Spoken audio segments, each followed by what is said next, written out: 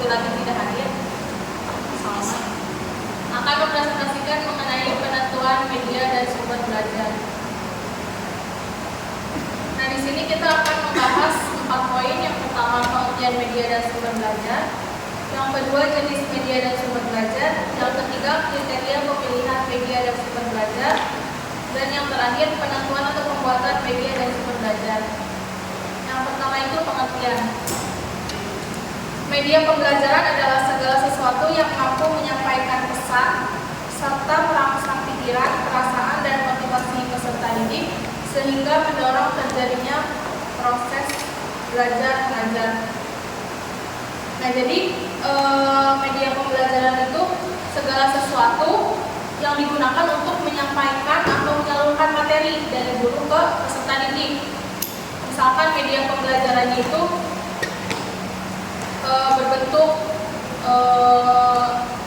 teks, gambar, ataupun misalkan itu menggunakan film seperti itu.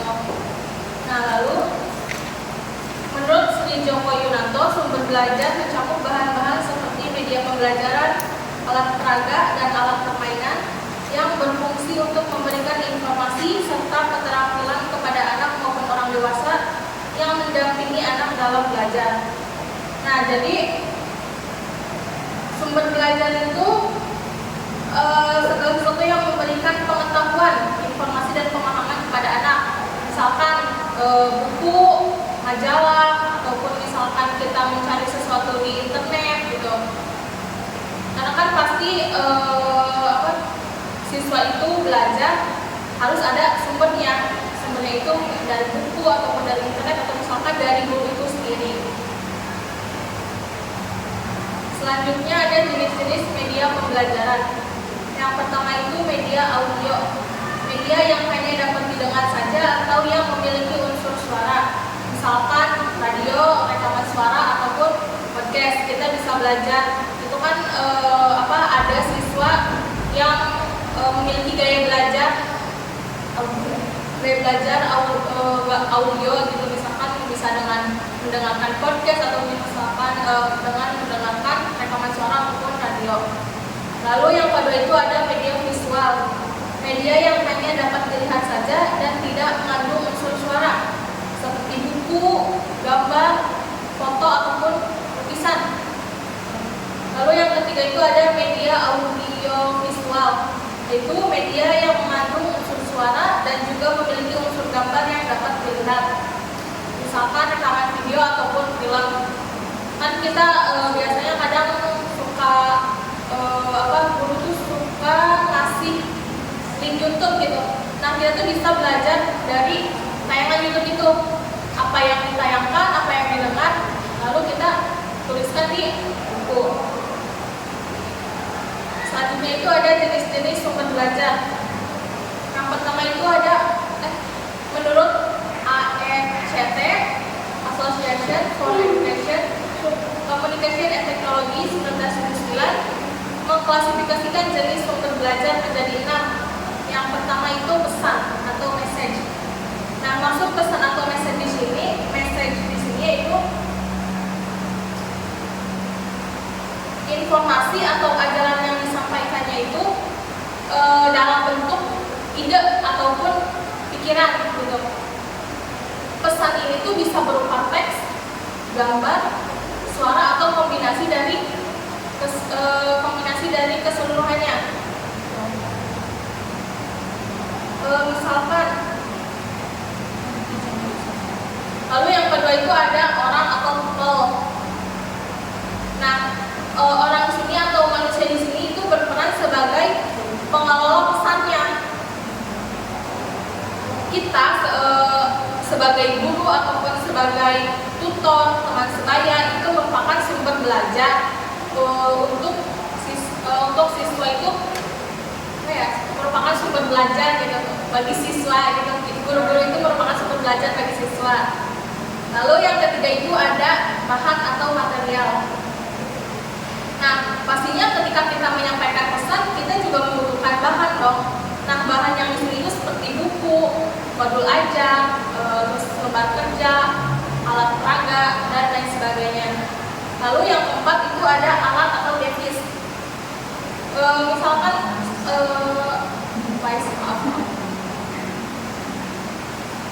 peralatan misalkan untuk misalkan ini sekarang lagi presentasi, berarti kita membutuhkan proyektor, membutuhkan laptop dan lain sebagainya. Lalu yang kelima itu ada teknik.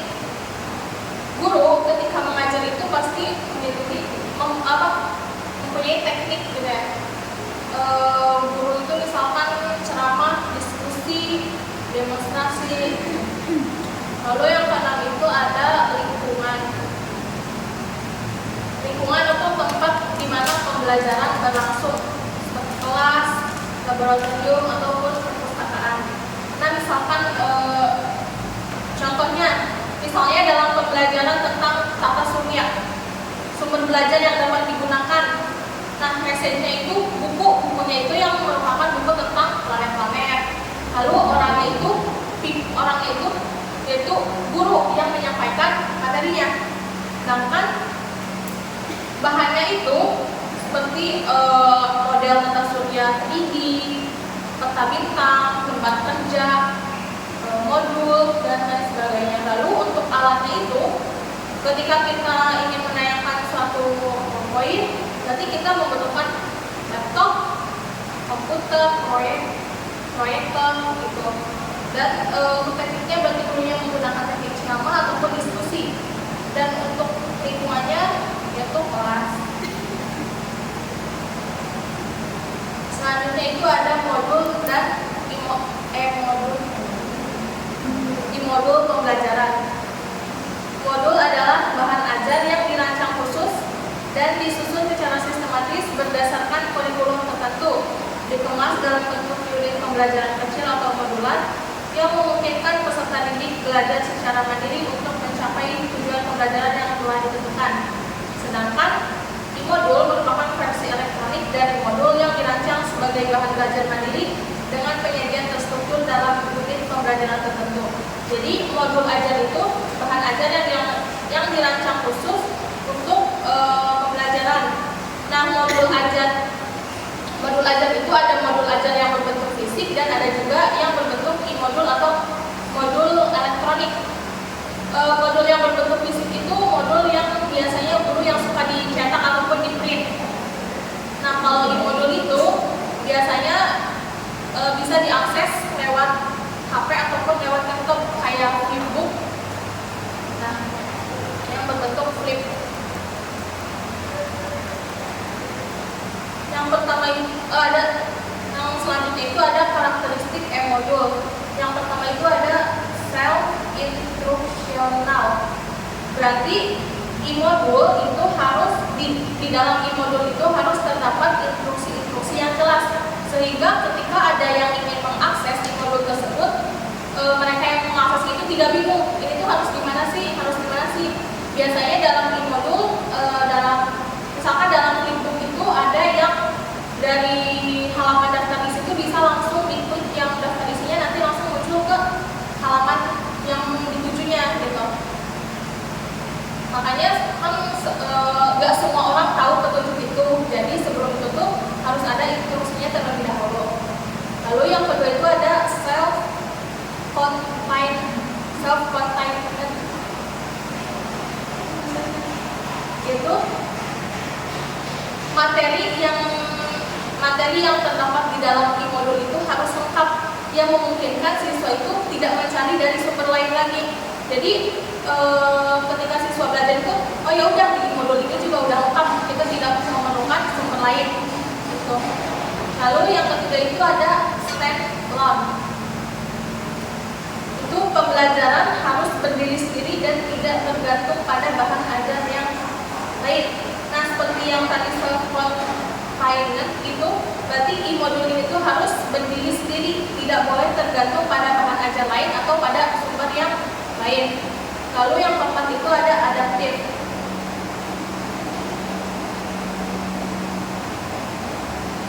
Nah, adaptif ini maksudnya itu e-modul itu harus menyesuaikan dengan gaya belajar dan kemampuan siswa itu sendiri, dan e-modul ini juga harus mengikuti dengan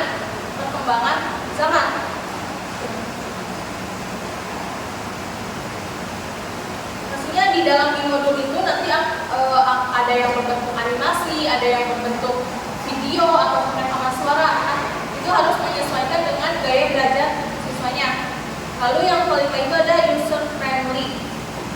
E-modul ini harus friendly, user friendly, bisa diakses oleh siapa saja gitu.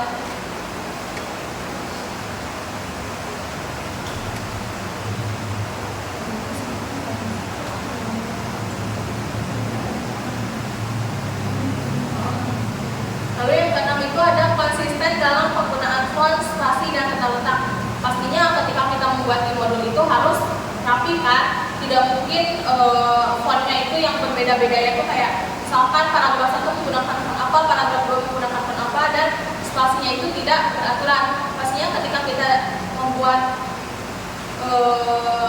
e-modul ataupun kan yang kemarin juga kita membuat modul ajar nih, nah itu kan harus rapi kan, tidak boleh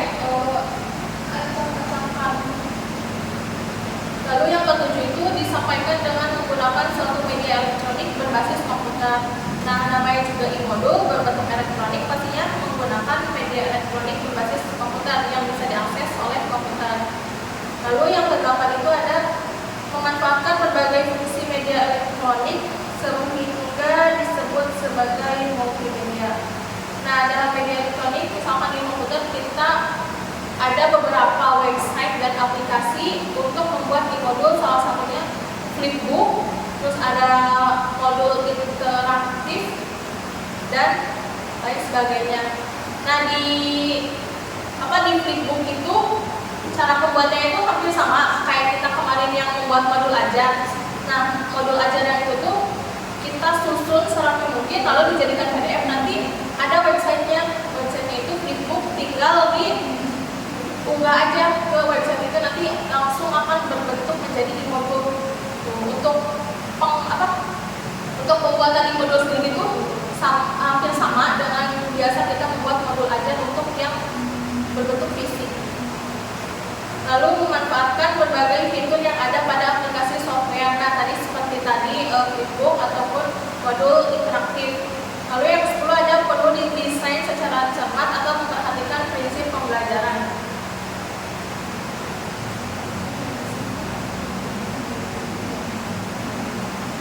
Nah, jadi desain e-modul ini harus disesuaikan dengan prinsip pembelajaran dan didesain secara cermat.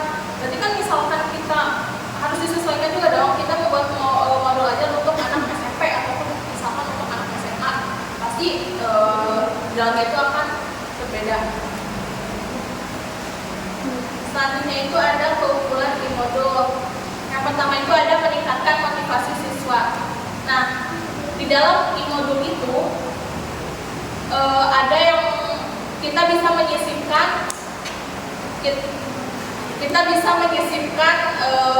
video dari YouTube ataupun misalkan rekaman suara kita, gambar dan lain sebagainya. Nah, dengan adanya fitur-fitur itu pastinya siswa juga kayak e-modul tuh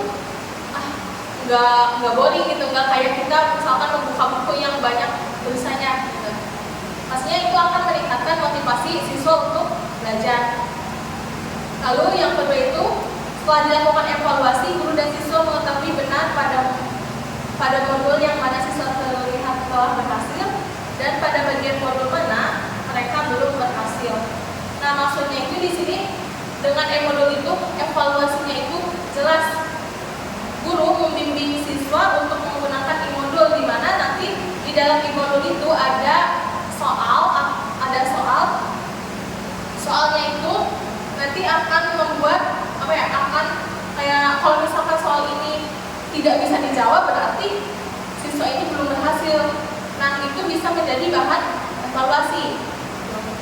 Lalu yang ketiga itu ada bahan pelajaran terbagi lebih merata dalam satu semester. Dalam e-modul itu pasti kita tuh merinci dengan serinci-rincinya gitu. Dengan di e-modul ini tuh materinya itu tidak melebar kemana-mana kayak misalkan di buku gitu. Jadi di e-modul itu langsung ke intinya. Misalkan kita tentang barisan aritmatika gitu, langsung aja gitu barisan aritmatika itu apa gitu, fungsinya di kehidupan nyata apa, langsung ke contoh latihan dan lalu ada pendidikan lebih berdaya guna.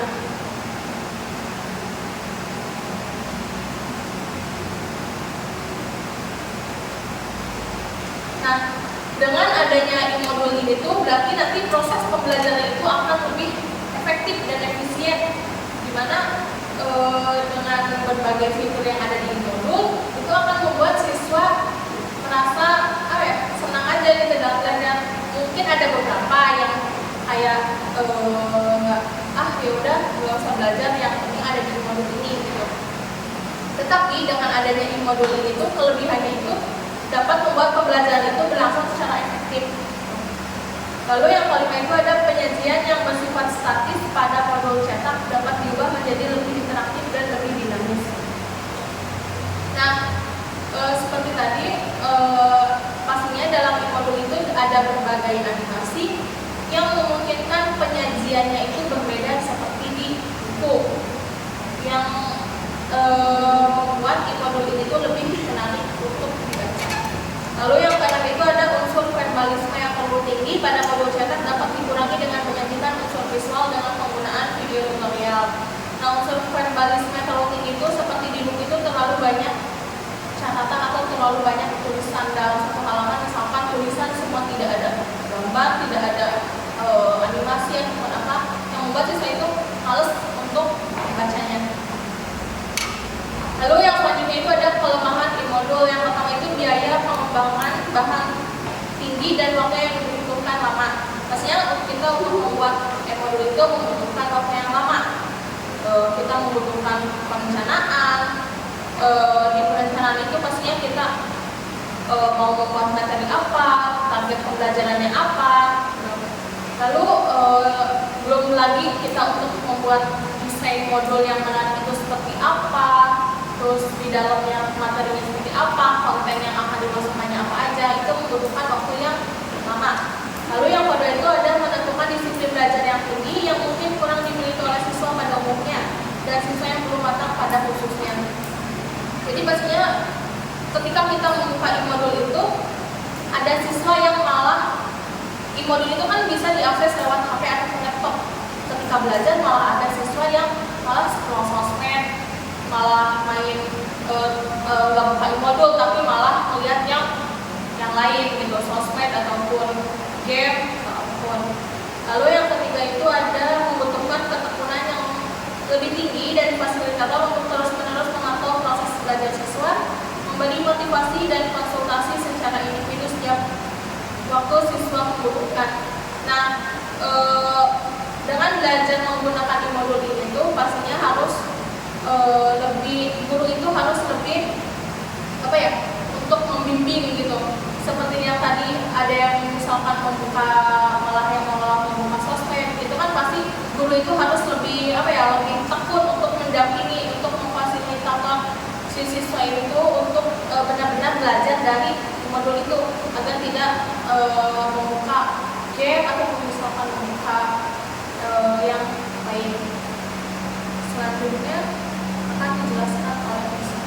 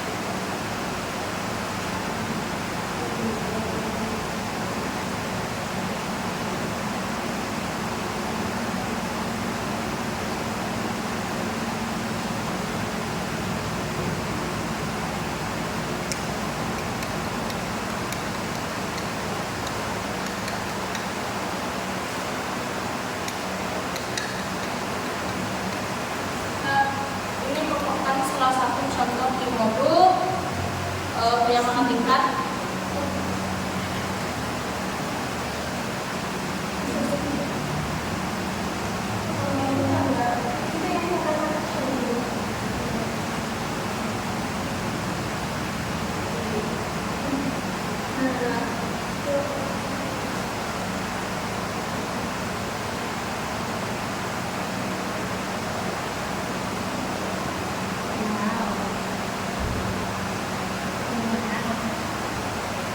Ini yang seperti tadi di sini ada petunjuk penggunaan.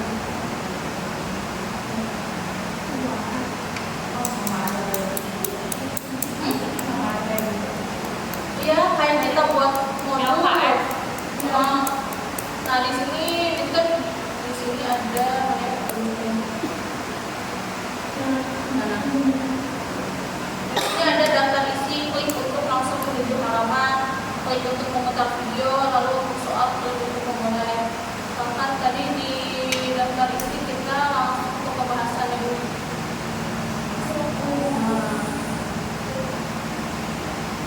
Lalu bisa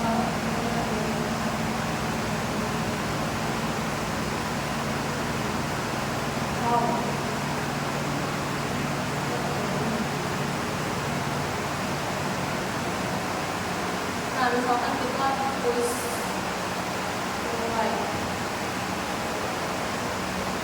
nanti apa lagi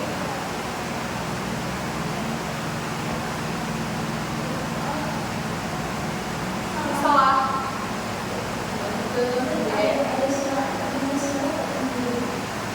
ada bisa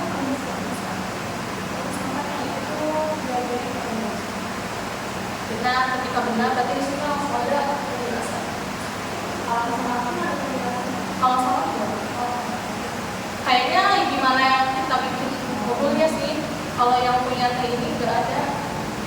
Kan misalkan yang nomor 3 2 jadi salah langsung kembali ke jadi disuruh benar gelar gitu.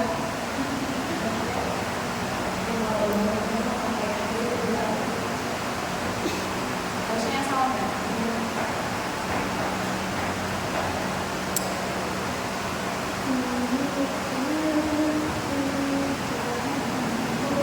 Yaitu mengenai prinsip pengembangan modul. Yang pertama itu diasumsikan menimbulkan minat bagi siswa. Jadi modul itu harus dirancang semenarik mungkin supaya bisa menarik minat si siswa belajar seperti itu. Nah, supaya bisa menarik itu kan bisa dilakukan dengan menggunakan desain yang menarik, misalnya, terus bisa menggunakan konten yang relevan dan interaktivitas yang tinggi. Maksud interaktivitas yang tinggi itu berarti kayak memberikan kesempatan untuk siswa itu ketika mempelajari modul itu tidak hanya membaca sebatas membaca, tapi harus ada partisipasi aktif dalam pembelajaran.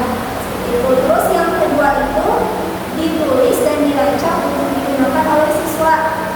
Jadi di modul itu harus dibuat dengan mempertimbangkan kemampuan dan gaya belajar siswa. Jadi harus disesuaikan dengan kebutuhan siswa.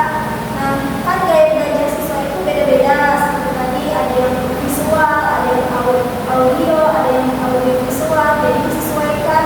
Nanti si modul itu kan tadi seperti bisa diisi animasi, gambar-gambar. Jadi disesuaikan dengan gaya belajar siswa. Terus bahasanya juga dalam modul itu harus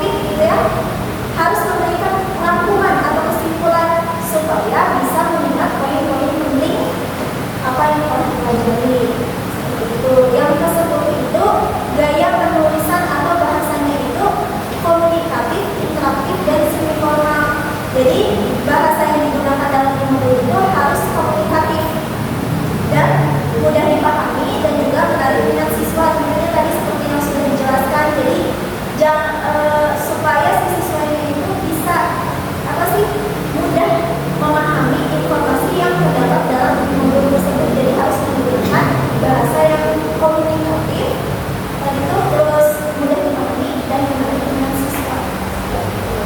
Yang ke-11 itu dikemas untuk digunakan dalam proses pembelajaran.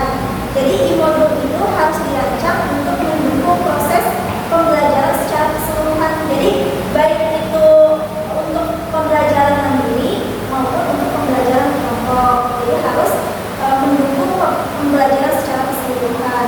Yang ke-12 itu memerlukan strategi pembelajaran. Nah, seperti kayak di modul aja itu kan ada pendahuluan, ada penyajian, ada penutup. Nah, jadi harus memerlukan strategi pembelajaran, di mana pendahuluan itu biasanya berisi tentang kegiatan awal, penyajian materi yang berisi bahan bacaannya, misalnya menyajikan materinya seperti apa, terus penutupnya itu bisa berupa mengambil kesimpulan, ada refleksi dan lain sebagainya. Nah, yang ke-13 itu mempunyai mekanisme untuk mengumpulkan umpan balik.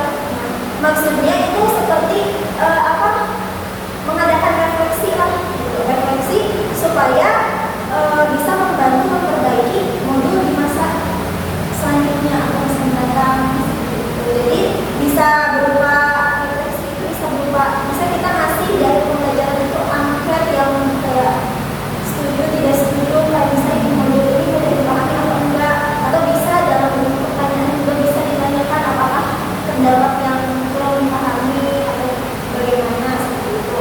Intinya mempunyai mekanisme untuk mengumpulkan umpan balik atau refleksi. 14 itu menunjang self assessment. Jadi si siswa itu harus memiliki kesempatan untuk menilai dirinya sendiri, menilai dalam hal kayak pemahaman siswanya, misalnya apakah si siswa itu masih belum ada yang dipahami misalnya itu. Terus si pendidik juga jangan langsung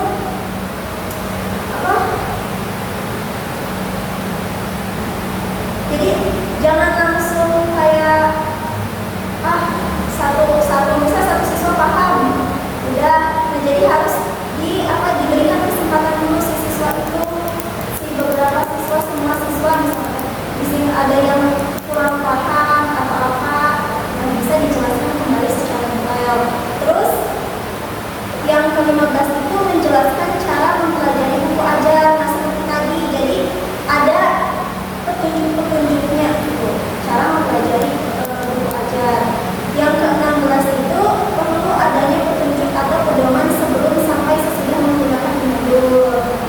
Sama jadi petunjuk itu penggunaannya itu bisa membantu siswa memaksimalkan manfaat dari modul. Nah, intinya pengembangan modul itu harus berpusat pada siswa. Nah, dan tujuannya itu untuk meningkatkan kualitas pembelajaran. Selanjutnya media pembelajaran konkret.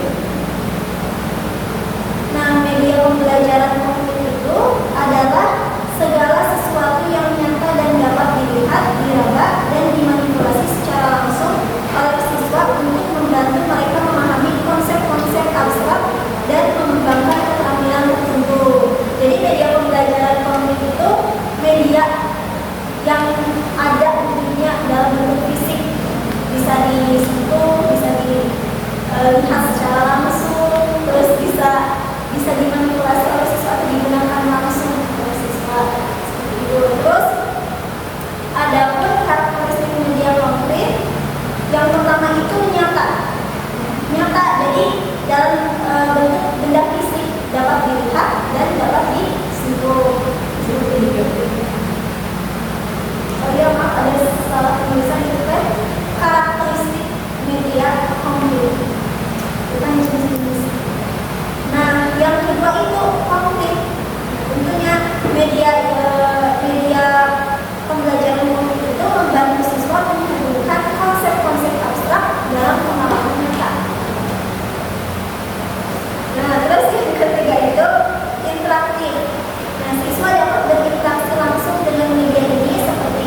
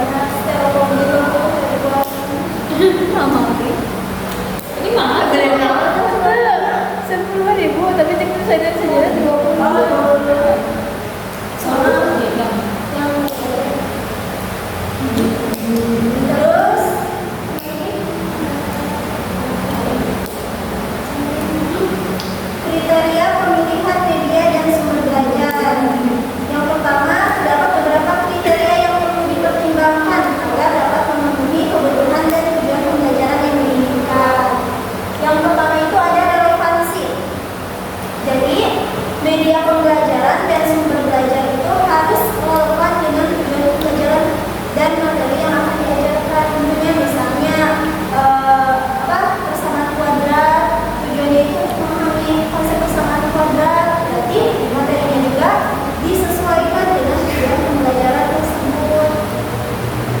Nah, hal ini akan memudahkan peserta didik dalam memahami dan mengaplikasikan materi pembelajaran. Yang kedua itu kredibilitas. Nah, jadi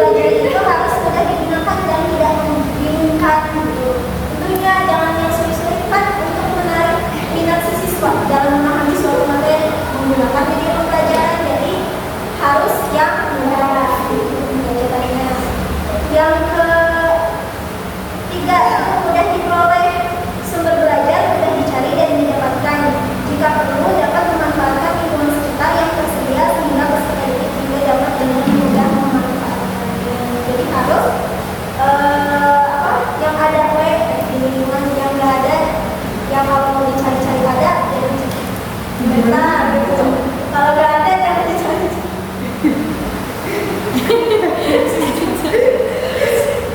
Gila oke. Oke deh.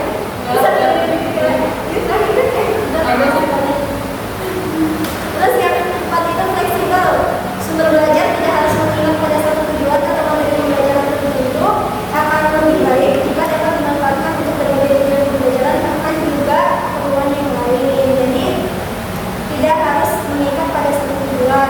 Yang kedua itu kriteria khusus.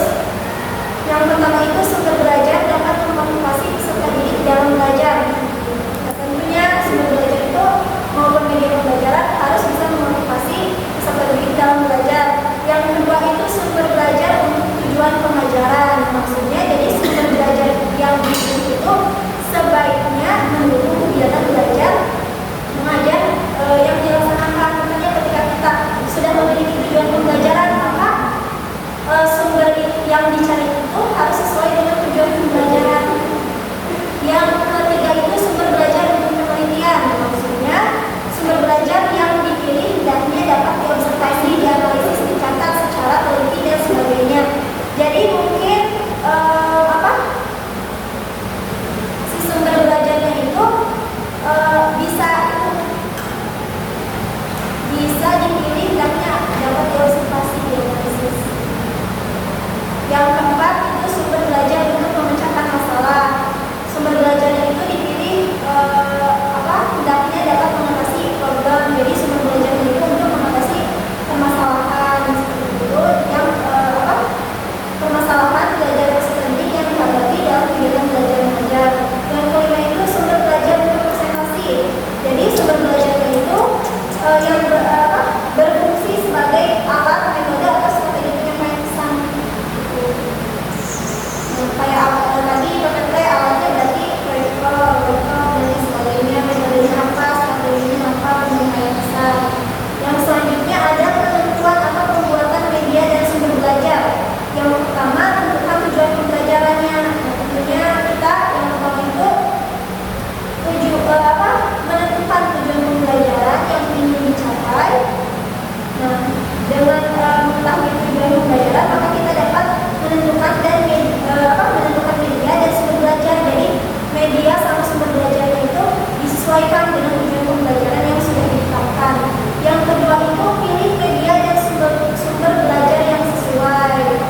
Nah, berarti sesuai dengan tujuan pembelajaran tadi dipilih media dan sumber belajarnya setelah menentukan tujuan pembelajaran. Yang ketiga itu rancang desain media dan sumber belajar. Nah, setelah memilih media dan sumber belajar yang sesuai, langkah selanjutnya adalah merancang desain media dan sumber belajar tersebut. Seperti materinya apa, kayak mau ada apa aja isinya tuh dirancang sesuai tadi tujuan pembelajaran. Yang keempat